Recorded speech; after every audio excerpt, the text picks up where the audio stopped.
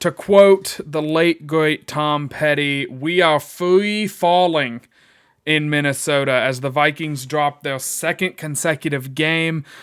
And I'm going to be honest, I thought, okay, Thursday night game, maybe somebody in the division, like, something like Green Bay will lose to Tennessee. Oh, Green Bay will lose to Jacksonville, Will's Jags. Oh, the Titans will pull off an upset. Washington should beat Chicago.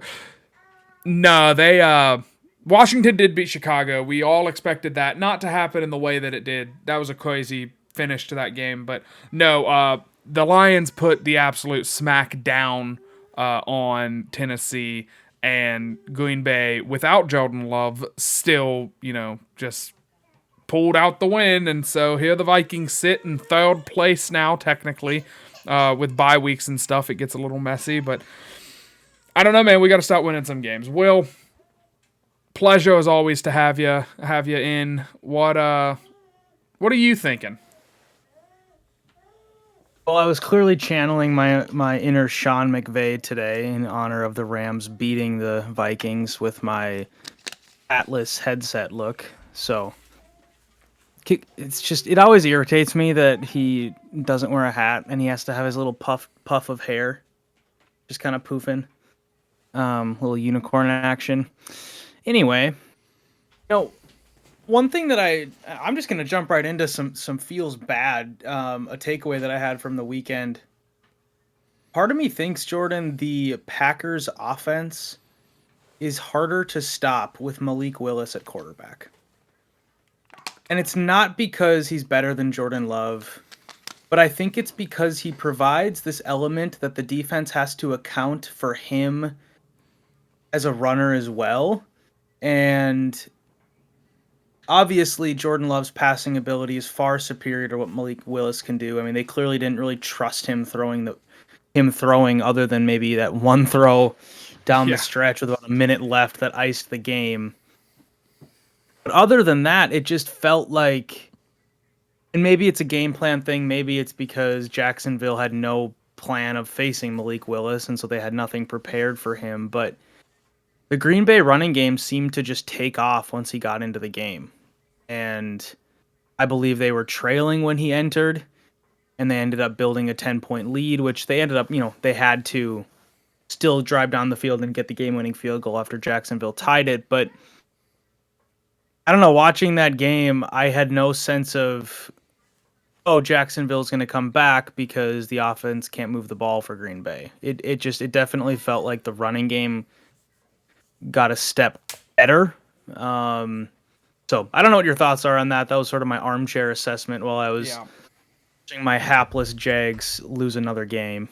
Yeah, I think Jordan Love almost I don't know if it's because I don't know if and I haven't watched film on it, but I would assume Jordan Love presents more of the actual, oh crap, they could throw the ball for 350 and a bunch of tuds and that kind of stuff. So I would assume defenses kind of are already playing like a two shell, and Malik Willis is just good at I think LaFleur just kind of has him trying hey, just take the check downs, but then that's kind of invalidated by the fact that you would think when Malik Willis comes in, you'd immediately just be like, okay, let's stop the run.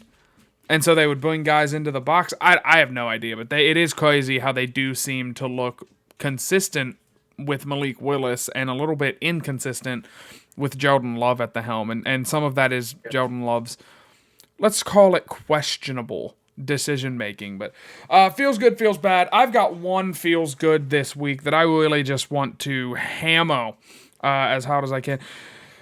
The Chicago Bears lost on a last-second Hail Mary. Tyreek Stevenson, or whatever his name is, their defensive back, was smack-talking Washington fans as the final play of the game, went off, began to go, and very quickly was like, oh shoot, there's a play happening, jogged over to the scrum, leapt with all of his might, tipped the ball directly into Noah Brown, the Washington wide receiver's hands, and Caleb Williams, put up 15 points, wasn't enough. Crazy that going 15 doesn't win you an NFL game. But there will, of course, be people that are like, well, Caleb Williams, blah, blah, blah. His defenders are crazy. Because he's had like 2 good weeks and like, I would say 5 bad weeks. And as I put on Twitter, this is my feels bad.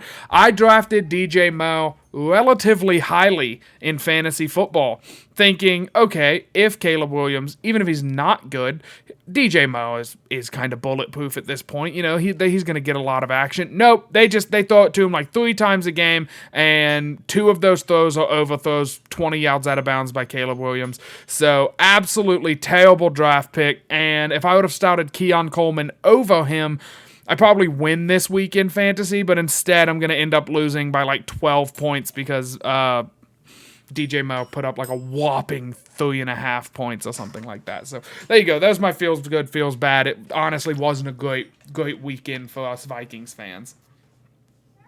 My only real feels good on top of what you're talking about, that Bears game was hellaciously hilarious. The Buccaneers, Jordan, I think you picked them to win the Super Bowl. They are now 0-2 against my Falcons. Kirk Cousins, I think, has 37 touchdown passes against them in 2 games. Something like that. It's great. It's they now have a commanding 1-game lead over the Bucs in the NFC South, but they do have the tiebreaker, which is going to be important. They sweep the Bucs, which is also interesting that they played them twice in the first 8 games of the season. But yeah, with like a 2-week my cushion. Falcons sweeping your Bucs just feels good. I want to throw in another feels good because I forgot that I had this. I just stumbled across our playoff predictions, and I kind of forgot that I picked Arizona to be a wild card team, and they're on a nice little 2-game win streak. Pretty happy about that. So Arizona. Look, I had the Bucks, the Falcons, Arizona, and the Vikings. Well, I guess the Bucks were the division winners, but swap that out. I feel pretty good about my playoff predictions. I don't know. Leaving Seattle out might end up biting me. Seattle seems like they might. I don't know. It's that Seattle NFC also West is actually competitive. 20 at home yesterday, so Yeah.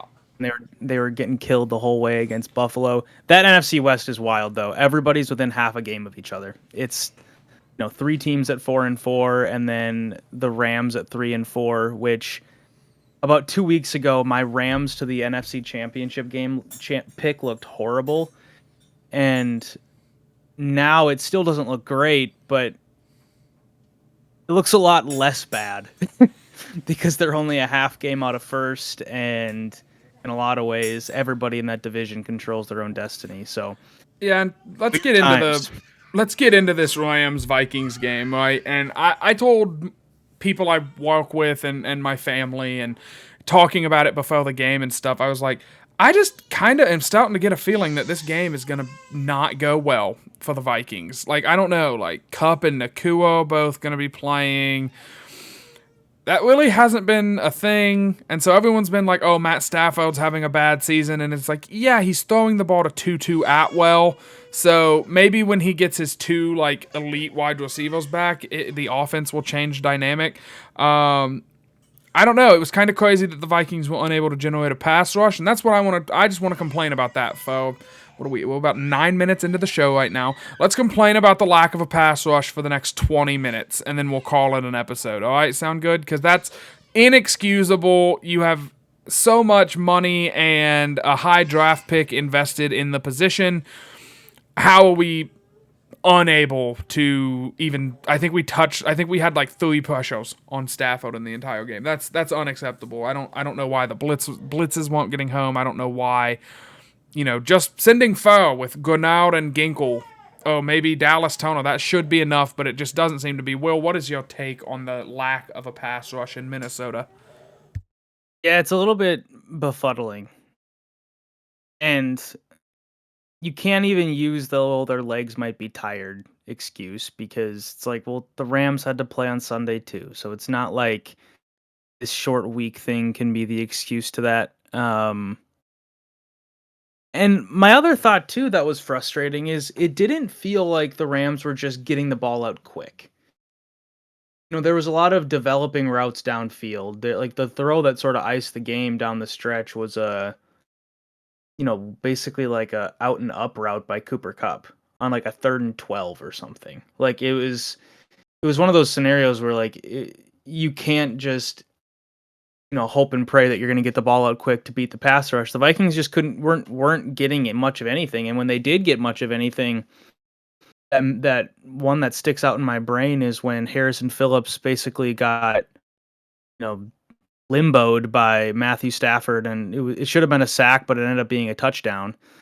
Um, those sorts of things where Phillips finishes that play, this game maybe ends differently, and it was a very disheartening showing by the front, because I think you and I both know the Rams are not a great protection team. And so to put up a showing where you're not getting home at all was, like I said, just kind of disheartening. So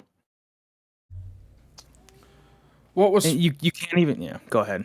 I was gonna say, and sticking with the pass rush element, but moving away slightly from it. What was so disheartening, because I think we both came on here last week coming off of a loss against Detroit, and we said, hey, you know what? That was two really good physical teams just duking it out for 60 minutes, and Detroit won. Detroit got ball last and got the field goal. Congratulations, Detroit.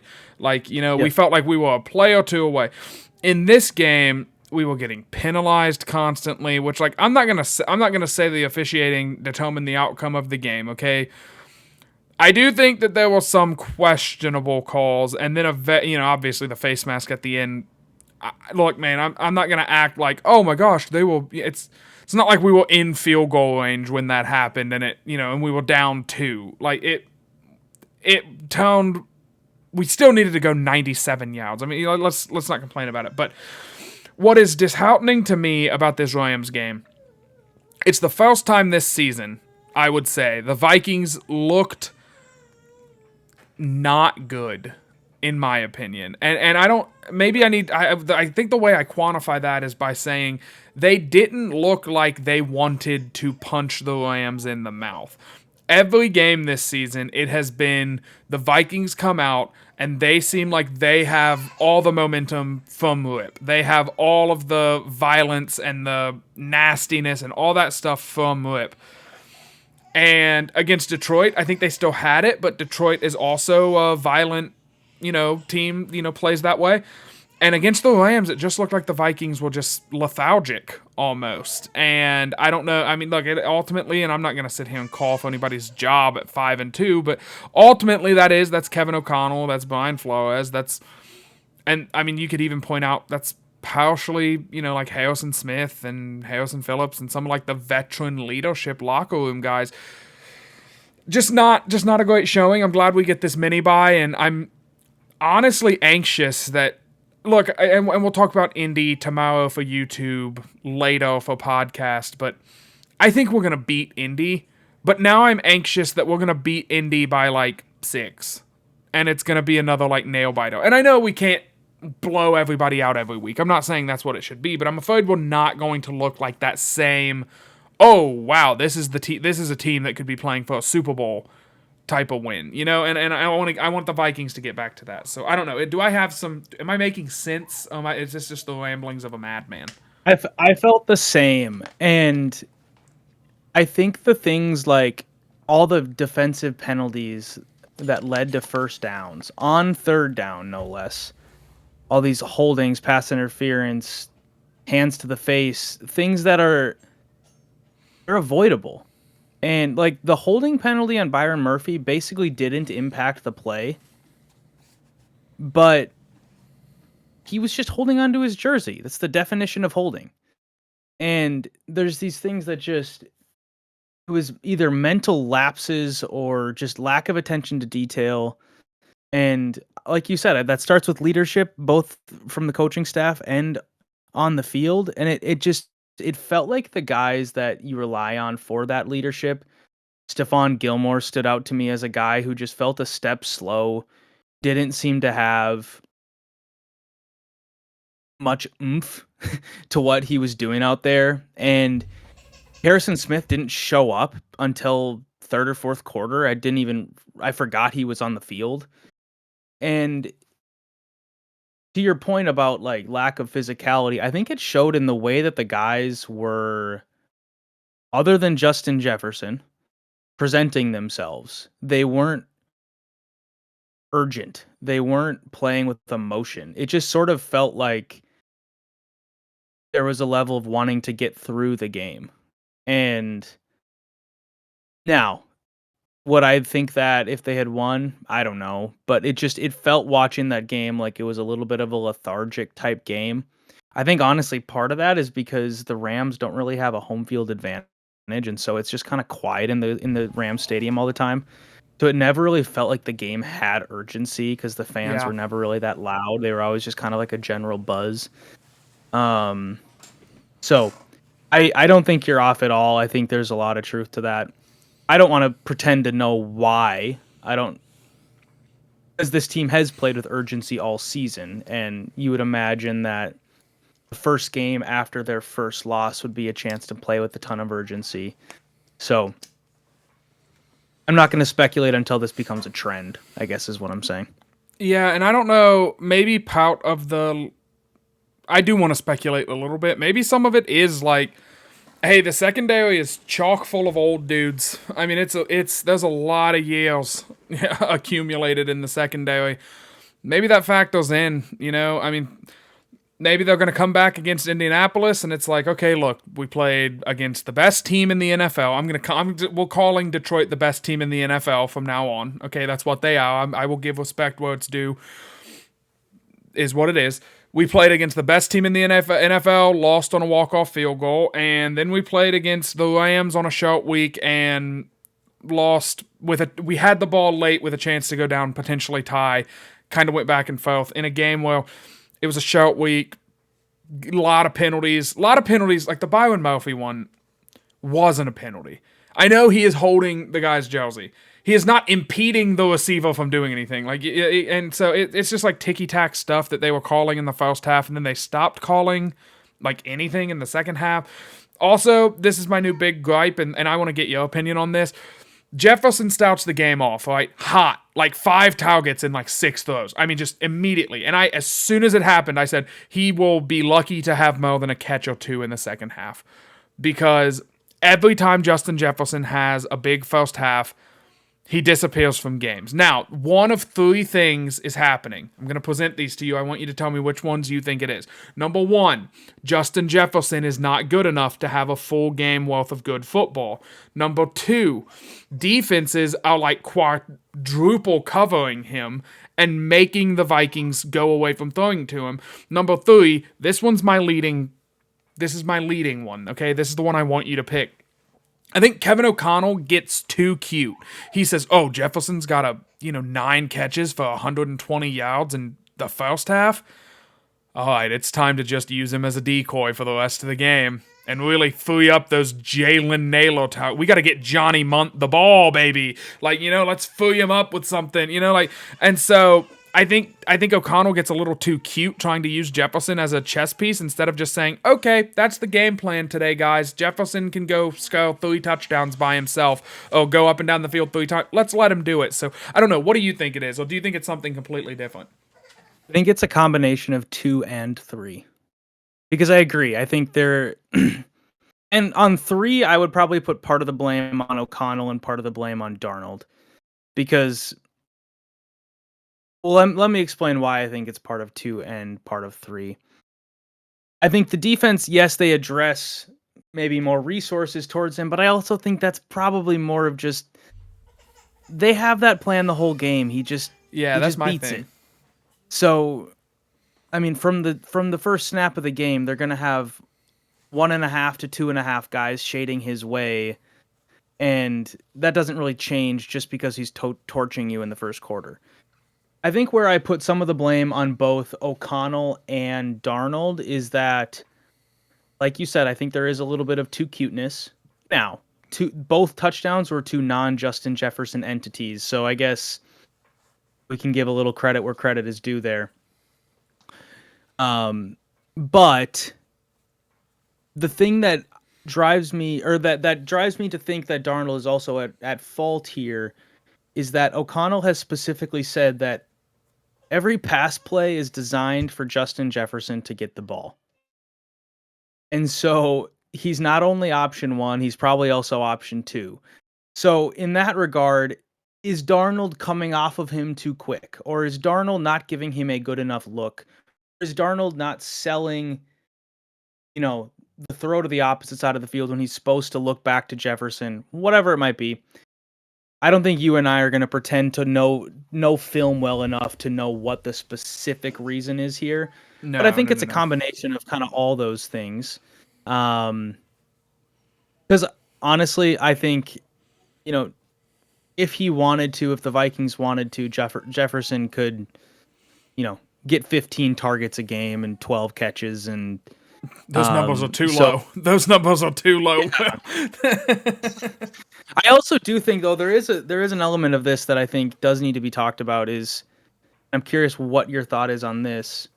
The offense is only getting about 50 plays a game right now, 50, 55. And they're throwing about half of the time. I think Darnold had 25 attempts on Thursday and out of 52 plays or something. Granted, there were a couple sacks in there, so roughly half the time. I think my question is why are there so few plays on the board? This seems to be a consistent-ish problem where O'Connell will get up on the podium after the game and say, like, yeah, we got to get more plays. We're only hitting 55, maybe 60 at most. We got to hit more plays. The time of possession has still been relatively even in most of these games. Thursday was an exception. The Vikings got out time of possessioned. But in most of these games, it's not like they're getting roasted in the time of Yeah, possession game. So why do you think there's such an issue with, few plays per game, which obviously also then relates itself to few Jefferson targets? Because if you can only have so many plays, you can only throw him the ball so many times. absolutely. Yeah, I think the Vikings, the offense is a bit of a bad sandwich in the sense of they start the game really good. All right, that's the top bun. They end the game really good. That's the bottom bun. Questionable middle chunk. Really questionable middle chunk. Some of it's play calling. Some of it. We're not ending this portion of the show without talking about Sam Darnold, by the way, because look, I'd come on here and I would poo-poo all over Cousins whenever he would play, and I'd notice things he was doing live and be like, "Hey, this is specifically a him thing. This is nothing. This is a him thing." So I'm getting there, but I just think that the middle part of games, they're not consistent. And I think they have a defense that allows for the time of possession to not get terribly skewed because of that, because the defense is also getting stops and getting the ball back. But I mean, what was it? I think it was the Giants game. We said it turned into a punt fest. It was just, okay, the Vikings are up and they go 3 and out. And the Giants get the ball and they go 3 and out. And 3 and out, 3 and out, 3 and out, 3 and out. Ball game. Hey, we won by 17. Who cares? So the Vikings got to figure something out. I don't know why the struggle is there. It never seemed like it was there before. And I hate to say this, and this is how I'll segue into the Sammy talk, but I don't remember this being a problem with Cousins in the building. And I'm not saying we should have kept him. We're not going to have that talk. We had that talk in the offseason. I'm just saying something changed offensively, and it wasn't the play calling, it wasn't the line, it wasn't the wide receivers or anything like that. We have a better running game now. What changed? Oh, the QB changed. So let's get into Sam really quick. You know what? Actually, before we talk about Sam, do you have a running theory on the fewer plays per game? A little bit. I part of it is, frankly, Andrew Van Ginkel returns every interception for a touchdown, so they don't need That's to fair. play offense as much. So that's part of it. But the other, and I mean, what, they have 3 defensive touchdowns already. The Ivan Pace one as Yeah, well. So that impacts it a little bit. I think the running game being more proficient makes the time of possession better because when you run the ball, you eat clock. and when you run the ball successfully, you eat more clock. So I think that's part of it. Um, I think there's another part of why and you might be getting to this, so I apologize if I'm stealing your thunder a little bit, but I think part of the Sam Darnold issue is the pre-snap penalties. And Yeah.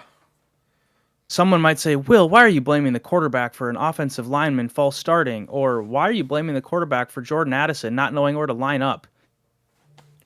That's on the quarterback at the end of the day. Obviously, these guys have to be buttoned up themselves. They have to be lined up properly. I mean, that's inexcusable. They have to know the cadence and all that. But I think there's a little bit of growing pain going on. And I don't even think it's necessarily like a moral failing of Sam Darnold, but it's a maybe they're not quite there yet.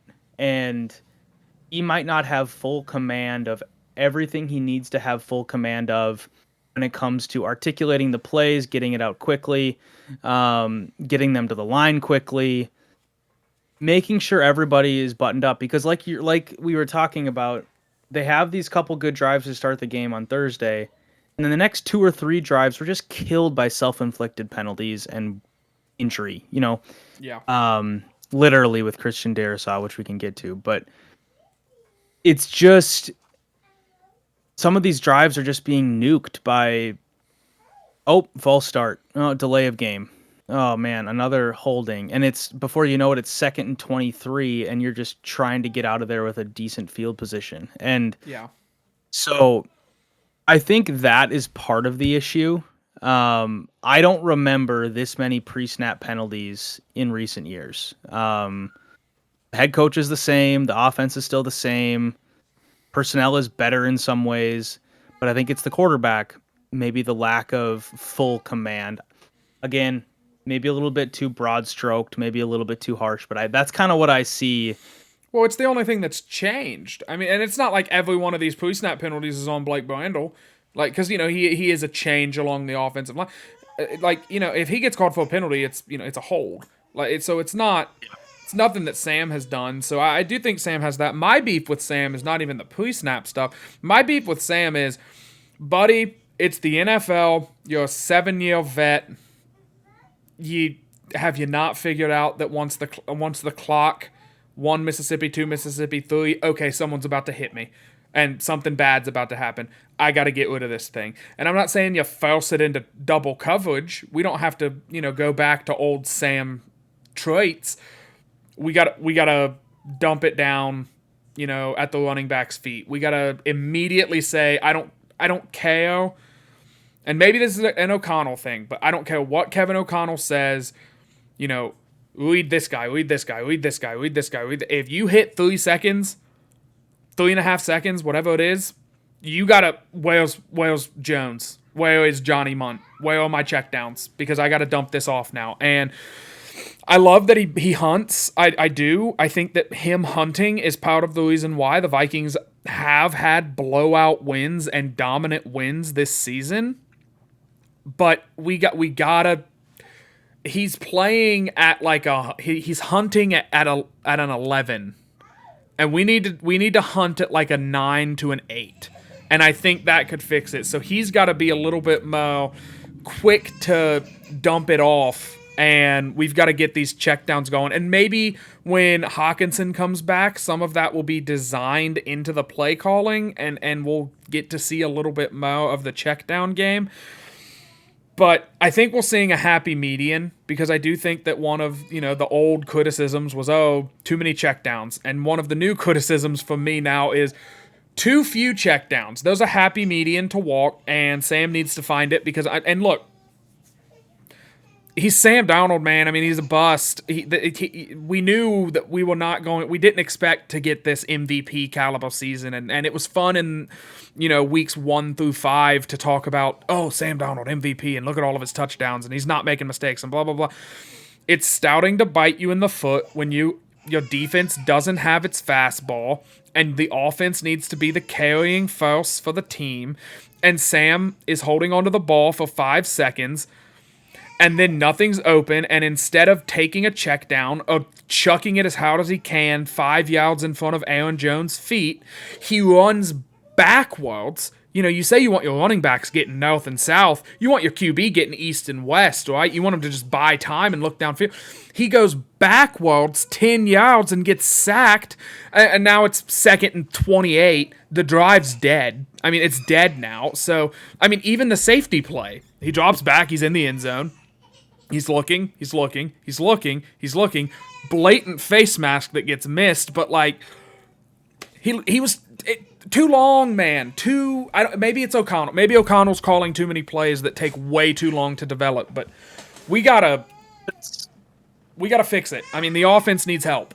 Not help. It needs corrected. Yeah. The weapons, the line is solid. Dalesaw being out. Let's talk about that briefly. Dalesaw being out. I don't have a take on it. You know, I think Quessenberry is a solid backup, but we lost the second best left tackle in football. It's a huge miss. I'm not gonna bust O'Connell up about it. It's football. I get you could have taken a knee. Dalesaw could have blew his knee out jogging to the locker room. I'm not gonna beat O'Connell up over that, but I don't know. What do you think of Sam? Do you agree? Disagree? I want your take. I think your Sam Darnold analysis is really spot on. It's good. It's insightful.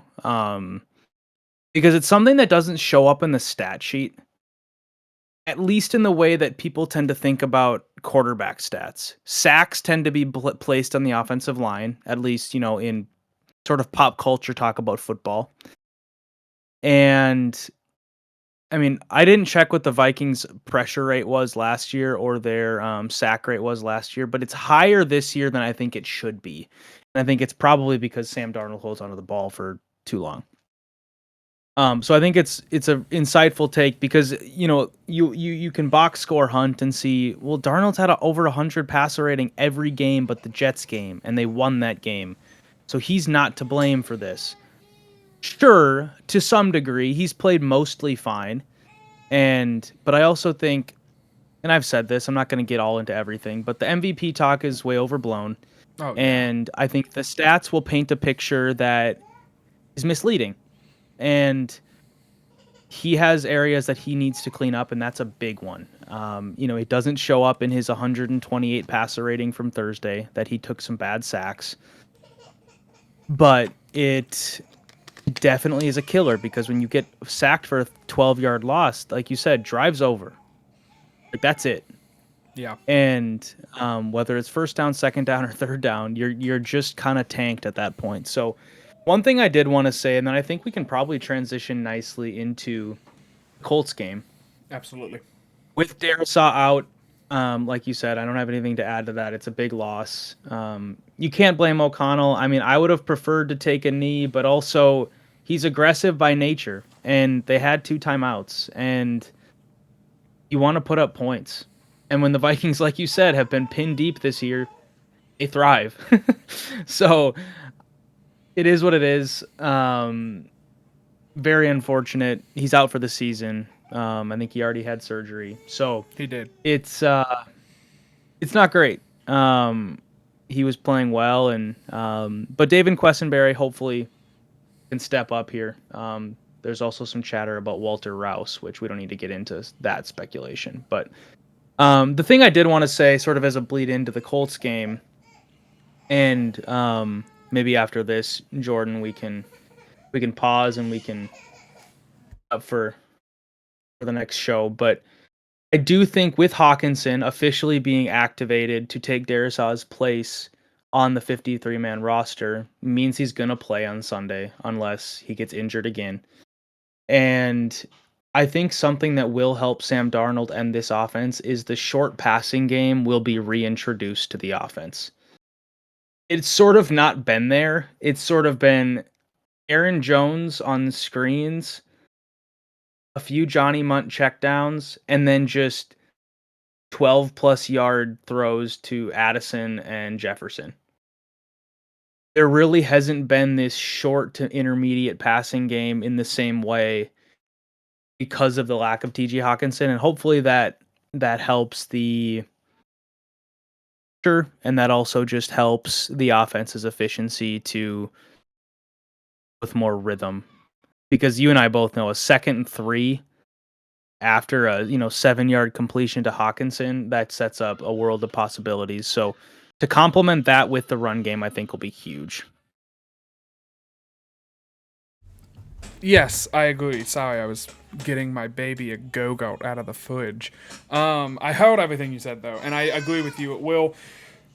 It's gonna. Oh man, it's gonna be important to get that short passing game going. I mean, like I said, he's holding on to the ball too long. We gotta fix it. We gotta fundamentally change some stuff because if I won't go too deep into it. We'll do final thoughts, mid-show thoughts, YouTube audience, really just briefly here. I would like to point out the Addison thing for my final thoughts, and it's not gonna be, I'm not gonna sit here and do trade speculation. We've already done that. We did it in the offseason when he got another DUI, and I was like, oh man, you might talk about trading him. I don't think he's gonna get dealt, but like, I don't know, man. They lose to Indianapolis. We don't have a lot of picks. It's not a very pick-rich draft, but do you trade Addison to get an asset so you can trade for Dexter Lawrence? Maybe. Like, I kind of like that idea. So I don't know. We'll kind of see what happens. But ultimately, I'm gonna point this out, and the Sam slander I think is important. It's important to remind ourselves. We have J.J. McCarthy waiting in the wings. I don't know how good he'll be. He might suck. I'm not going to pretend that he's going to be the next Mahomes or anything like that. I just wanted to say and remind everyone, the face of the franchise is in the building, and he's on the sidelines now. And he's traveling. I think he's traveling with the team for away games. But there was a shot of Sam on the sideline against Detroit, and JJ McCarthy's like in a hoodie in front of him, like talking to somebody, and I'm like, oh yeah, I forgot we have that guy. Like all this Sam talk, and it is look the 2 losses. I think it's put to bed. Anything except for a Super Bowl. Bye, Sam. You're not coming back, buddy. I think we're seeing Sam's limits at this point, and hopefully O'Connell can get him out of the funk. I will let you add on any final thoughts, if you will, for the YouTube audience, and then we'll take our break and continue.